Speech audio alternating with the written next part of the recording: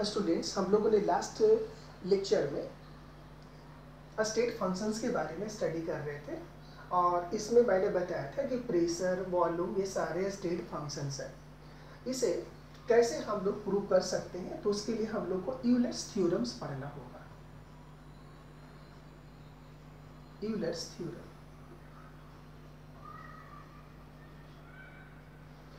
ठीक है। इस यूलर्स थ्योरम से हम लोग बता सकते हैं कि वो पाथ फंक्शन है या स्टेट फंक्शंस है। अब देखिए, मान लेते हैं ये कैसे हम लोग इसको यूलर्स थ्योरम्स के अकॉर्डिंग ये प्रूव करेंगे कि कौन पाथ फंक्शन है और कौन स्टेट फंक्शंस है। यानी यदि वो कोई स्टेट फंक्शन नहीं है, ठीक है, तो वो पाथ फंक्शन ही होगा, ठीक है। तो चलिए स्टेट फंक्शन को कैसे हम लोग प्रूव करेंगे। मान लेते हैं कोई हमारे पास एक फंक्शन है फाई, ठीक है, और phi is a function of X and Y, ठीक है। मान लेते हैं हमारे पास फाई इक्वल टू है function of X and Y. Phi is a function of X and Y, ये दो टर्म का फंक्शन है एक्स और वाई का, ठीक है। तो phi is a function of X and Y. अब हमें ये प्रूव करना है कि ये जो फाई है वह फाई स्टेट फंक्शन है। तो फाई को स्टेट फंक्शन हमें प्रूव करना है।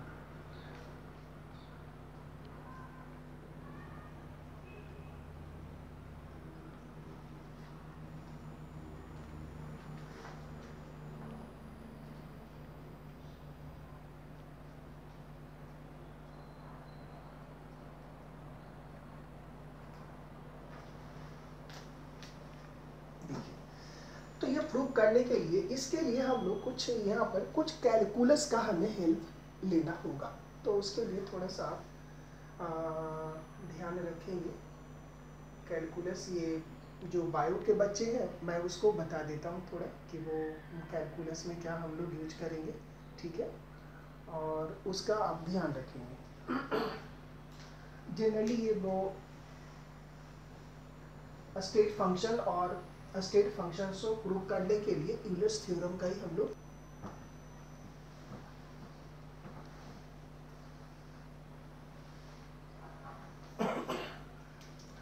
लोग देख रहे थे। Euler's theorem,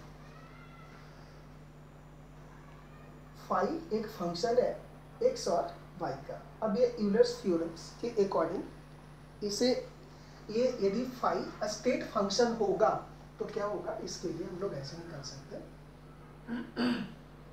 delta y by delta x at y, ऐसा delta by delta y at x, और ये इक्वल टू हो del by del x del y, sorry यहाँ फाई होगा, ये फाई है हमारा function, phi del phi by del y और एक्स टू वाई। फर्स्ट ये देखिए, देख करके घबराएंगे नहीं। देखने में ये बहुत ज़्यादा डिफिकल्ट लगता है और इससे ये मेंस में क्वेश्चंस पूछ चुके हैं इससे, इसलिए मैं इसको बता रहा हूँ। नहीं पूछे थे तो मैं नहीं बताता आपको इससे, ठीक है। तो यूलर्स थ्योरम, इसमें और भी 4-5 पॉइंट है, लेकिन जो पॉइंट इंपॉर्टेंट है उसी को मैं आपको डिस्कस यहाँ कर रहा हूँ।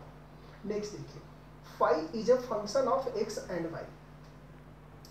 अब ये फाई जो फंक्शन, ये जो है वह हमारा स्टेट फंक्शन ही है, ये हमें प्रूव करना है। तो क्या हो गया, पार्शियल डिफरेंशिएशन ऑफ फाई, ठीक है, with respect to X at Y. ये एट वाई क्या होगा, वाई को किसी दो वेरिएबल थे, एक एक्स वेरिएबल दूसरी वाई वेरिएबल, इन दोनों में से किसी एक वेरिएबल को कांस्टेंट रखा गया और इसको डिफरेंशिएट किया गया। तो देखिए D phi by D X, इसके रेस्पेक्ट में डिफरेंशिएट किया गया, इसको कांस्टेंट रखा गया। दूसरी बार में देखिए x को कांस्टेंट रखा गया और इसको डिफरेंशिएट किया गया। अब इसका जस्ट उल्टा कर दीजिए, यहाँ y था तो ये x हो गए, यहाँ देखिए। तो यदि ये दोनों इक्वल हो जाएंगे तो इसका मतलब है कि हाँ वो स्टेट फंक्शन है। जैसे अब जैसे मान लेते हैं एक क्वेश्चन आ गया, ठीक है, ऐसा दे दे आपको कि आइडियल गैस इक्वेशन होते हैं PV equal to nRT, PV equal to nRT, ठीक है। अब हमें यहाँ प्रूव करना है कि ये जो प्रेशर है आइडियल गैस इक्वेशन का वो स्टेट फंक्शन है, ठीक है। देखिए तो प्रेशर देखिए P of ideal gas equation is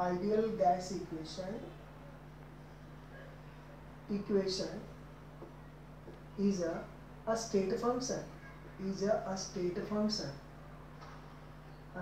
function, if, और इसमें 4 कंडीशन दिए हुए होंगे, इस तरह से लिखे हुए होंगे, 4 कंडीशन लिखे हुए होंगे और उसमें से करेक्ट ऑप्शन को पहचानना होगा। तो अब देखिए सबसे पहले यहाँ पर हमें ये बताना है कि जो प्रेशर है वो स्टेट फंक्शन है। तो सबसे पहले क्या कीजिए, P को आप इधर P को अकेला कर लीजिए, तो P equal to nRT by V, ऐसा हम लोग लिख सकते हैं P equal to nRT by V। तो हमें किसको प्रूव करने हैं, प्रेशर को। यहाँ क्या था, ये Q था, तो ये यहाँ पर ये pressure is the function of ये टेम्परेचर एंड वॉल्यूम, यहाँ 2 हो गए।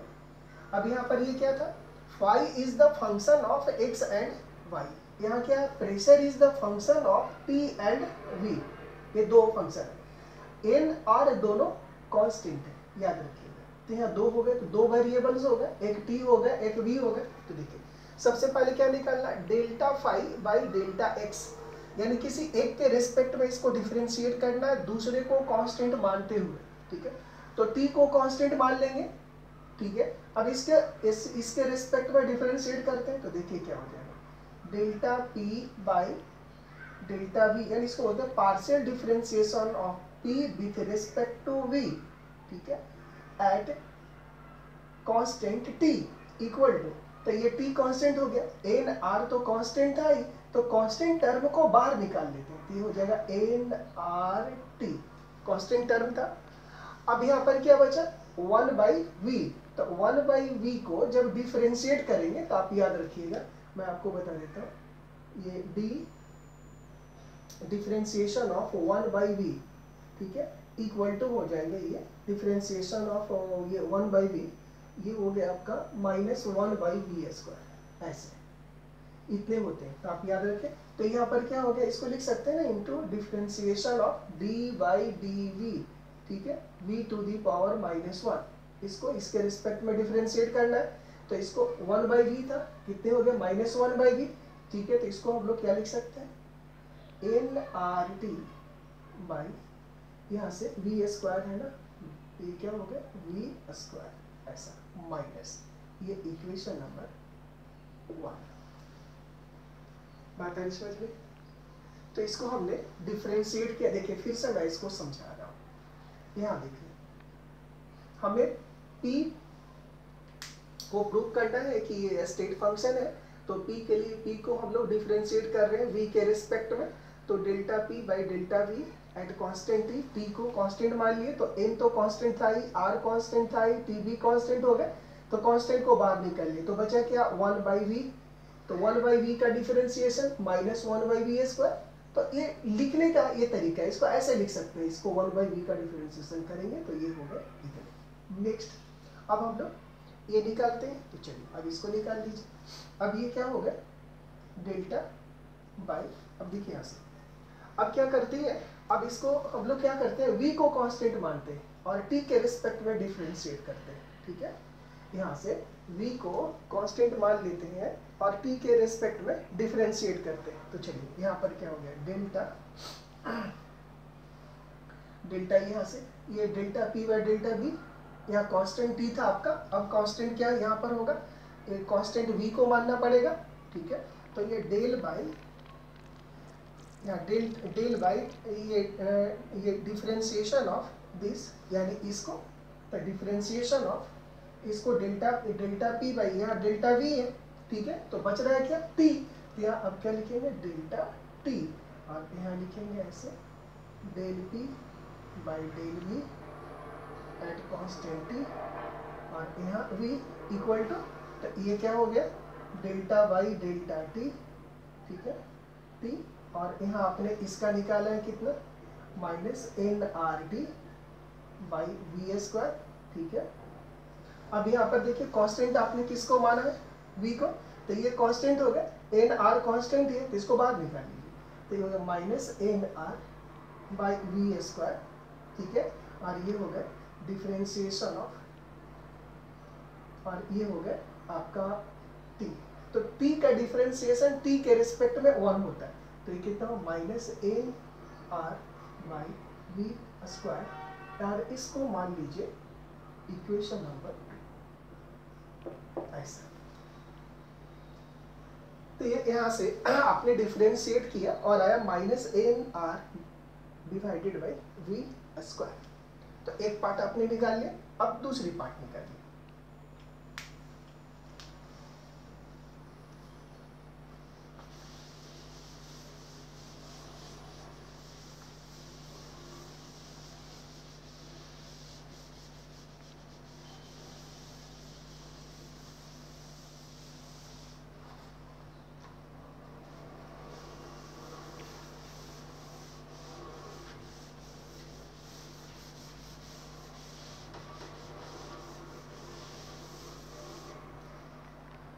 नेक्स्ट अब हम लोग इसको निकालते हैं। Next delta P divided by, अब यहाँ से हम लोग निकाले थे डेल्टा पी, अब यहाँ से उल्टा निकालेंगे भाई, ठीक है। अब यहाँ पर ये क्या करेंगे हम लोग, सबसे पहले अब हम लोग निकालेंगे यहाँ से दो वेरिएबल थे, तो पहले निकालते हैं delta P by delta B, अब delta P by delta T, T के रेस्पेक्ट में एट कांस्टेंट v, v को कांस्टेंट कर दिए, अब ये निकालिए इक्वल टू, तो यहाँ से अब देखिए यहाँ कांस्टेंट क्या होगा v, तो ये v constant and r constant, तो बचा क्या t, तो t का डिफरेंशिएशन t के रिस्पेक्ट में 1, तो ये क्या हो जाएगा n r बाई v। अब फिर से अब निकालिए, therefore del by del v, ठीक है, और delta p by delta t at v और एट t इक्वल टू, अब इसके यहाँ पर आप इसको लिख लीजिए, तो ये क्या हो जाएगा डेल्टा बाई डेल्टा वी, और यहाँ एन आर बाई वी, ठीक है, at constant N R by V हो गए यहाँ पे, ठीक है, वी के रिस्पेक्ट में। तो इसको आप डिफरेंशिएशन करेंगे तो कितने आ गए, इसमें कांस्टेंट एन आर कांस्टेंट है, तो एन आर आप बाहर निकाल लीजिए, डेल बाई डेल्टा वी और 1 बाई वी। तो आपने यहाँ बताया था मैंने कि 1 बाई वी का differentiation minus 1 by V square, तो इसका डिफरेंशिएशन माइनस ये एन आर, ठीक है, पहले मैं लिख देता हूँ एन आर, और इसका माइनस 1 बाई वी स्क्वायर, तो क्या हो गया minus N R by V square. अब देखिए तो minus N R by V square minus N R by V square, ये दोनों ही क्या हो गए, सेम हो गया ना, ये इक्वेशन नंबर 3। तो फ्रॉम इक्वेशन 2 और इक्वेशन 3 ये क्लियर हो गया। यहाँ से लिख सकते हैं सिंस प्रेशर हमें दिखाना था, तो del P by del V at T और del by del T at V equal to del by del V del P by del T at V और टी, दोनों बराबर हो गए, यानी अब 4 ऑप्शन रहेंगे। अब इसी में से जो ये वाली ऑप्शन रहेंगे तो ये करेक्ट हो जाएगा। तो pressure of the ideal gas equation is a state function, ठीक है।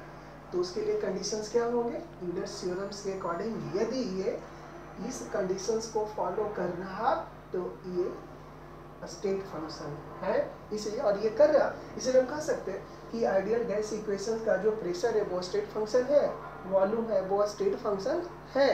बात आ रही समझ में?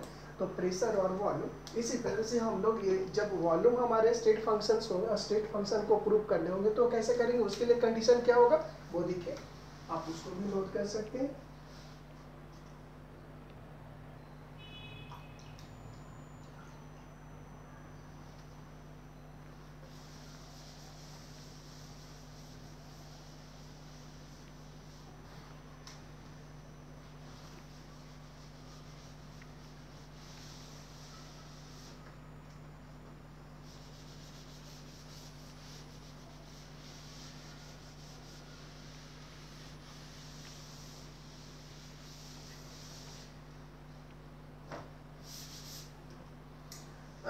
वॉल्यूम के लिए क्या कंडीशंस हो गया देखिए, volume of ideal gas equation,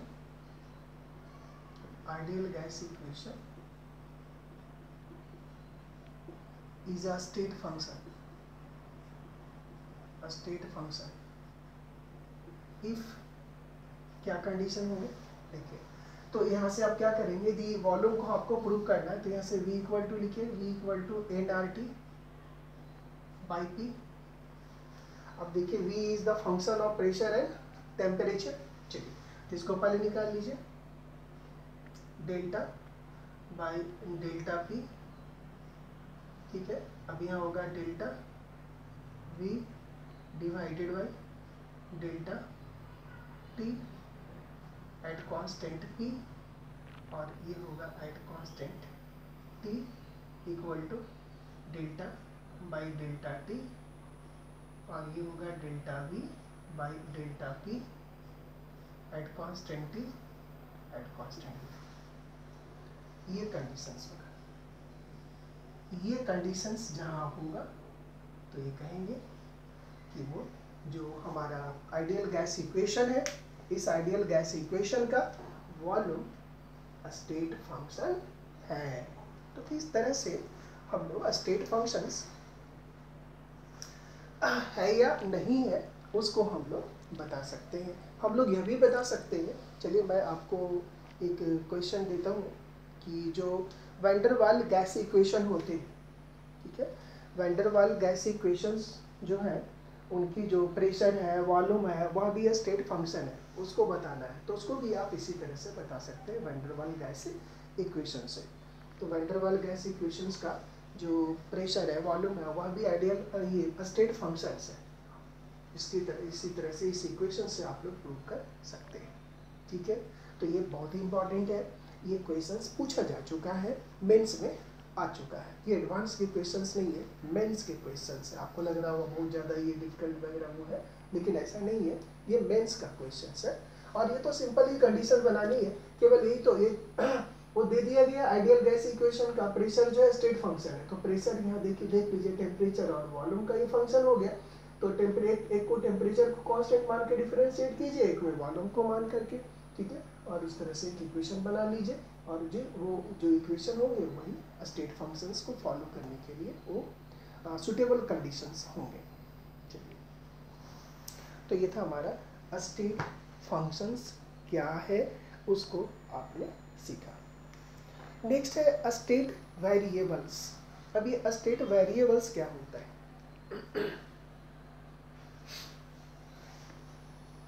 किसी भी सिस्टम की मेजरेबल प्रॉपर्टीज, ठीक है, सिस्टम की जो मेजरेबल प्रॉपर्टीज होती हैं स्टेट वेरिएबल्स, मैं उसको बता देता हूँ, छोटी सी है ये state variables.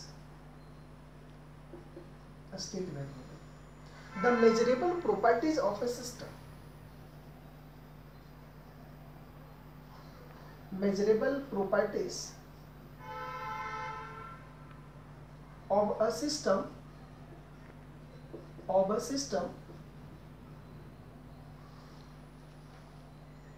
are a state variables,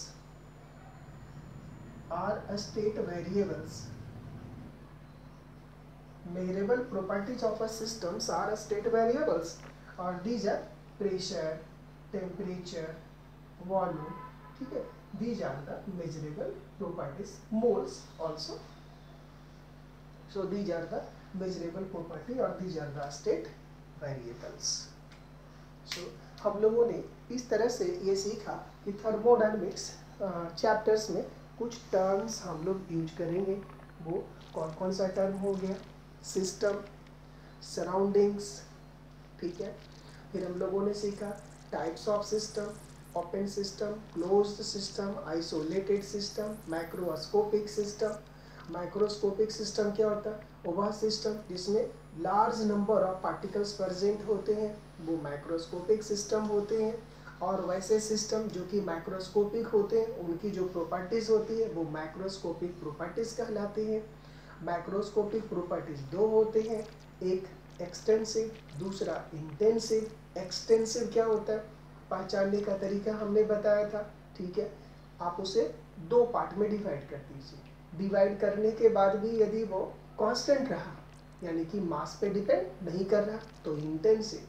और जो मास पे डिपेंड किया वो एक्सटेंसिव, ठीक है. तो इसको दो तरह से आपने देखा, एक्सटेंसिव और इंटेंसिव प्रॉपर्टीज देखा. इसमें एक बात और भी,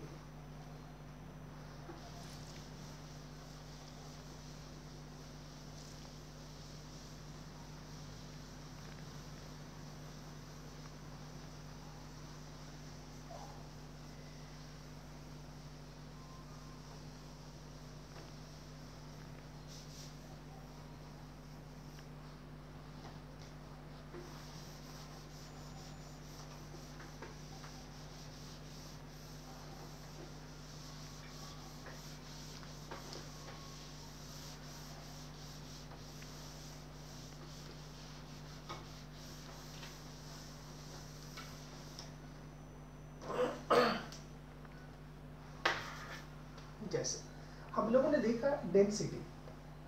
एक इम्पॉर्टेंट बात है, वो क्या है कि ratio of two extensive properties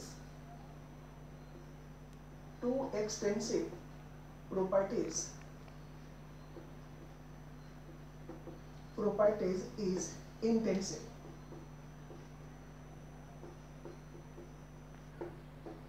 important है. दो एक्सटेंसिव प्रॉपर्टीज का रेशो इंटेंसिव होता है. जैसे देखिए डेंसिटी, ये क्या है? इंटेंसिव. ये इंटेंसिव है. और डेंसिटी इक्वल टू होता है क्या? Mass by volume. मास क्या होता है? एक्सटेंसिव. वॉल्यूम क्या है? एक्सटेंसिव.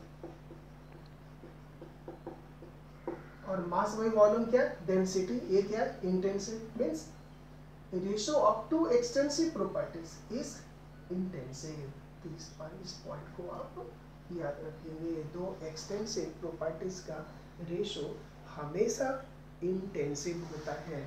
दो एक्सटेंसिव प्रॉपर्टीज का रेशियो क्या होता है? इंटेंसिव होता है. हमेशा ये इंटेंसिव होता है.